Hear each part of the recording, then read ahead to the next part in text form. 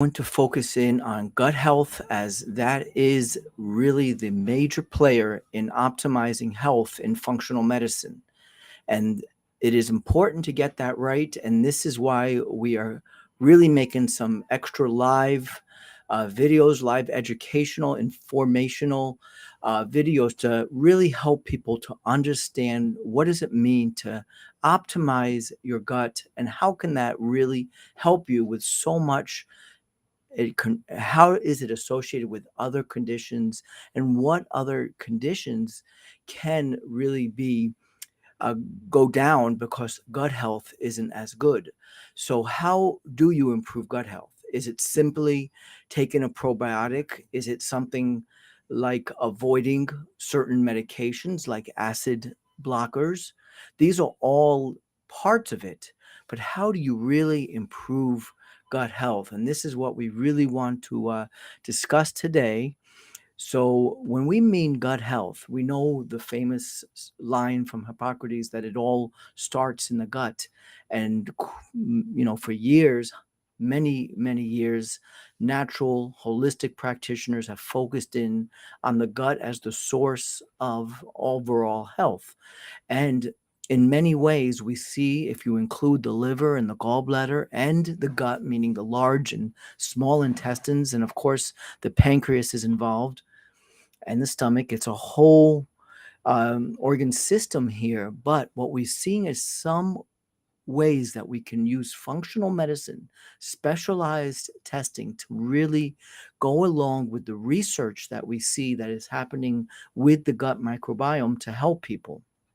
And part of that is knowing keystone species, meaning that there are certain beneficial bacteria that should be measured and can be measured in today's types of testing where we have PCR, DNA testing, where we can even quantify the amount because many of these bacteria grow in the gut under normal conditions. They all serve a purpose. There are parasites and viruses, bacteria, yeast.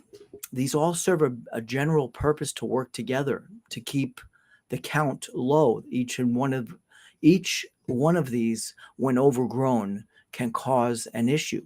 So even if the good bacteria are overgrown, that in some of the research is showing to be a concern, such as acromantia. We're seeing that, sure, we want it to be sufficient in sufficient amounts. It's a keystone species. It helps protect the gut lining. And we want to see sufficient amounts in our patients when we do our testing, our gut microbiome testing. But when it's too high, we know in the research there can be some issues. And that is what we want to make sure that it is balanced, that it's sufficient numbers, but not too much. And that's even the good bacteria. But what about these opportunistic commensurate bacteria that can become inflammatory?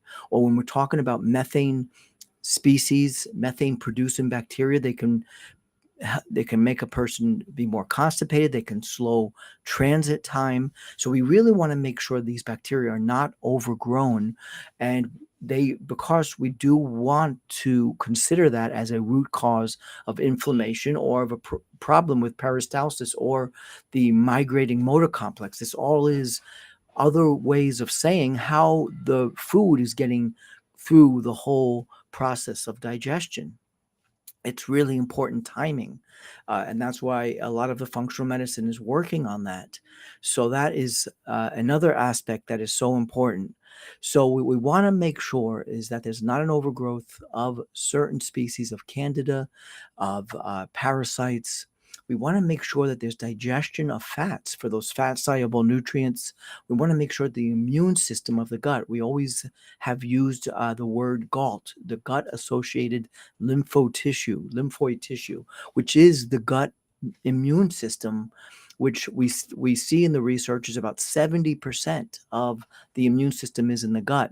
So we really want to help our gut to not have an overgrowth of these bacteria that I've talked about, and also to have its protective factors such as nutrients, amino acids, certain essential fats, and vitamins and minerals that help to protect the gut. And of course, to have sufficient keystone species. And that's the key. So, a good way in functional medicine because we want to not guess when it comes to the gut. This is too important to guess whether there's an overgrowth of parasites or candida, or whether there's an overgrowth of these commensurate opportunistic bacteria, or if there's insufficient amounts of the keystone species.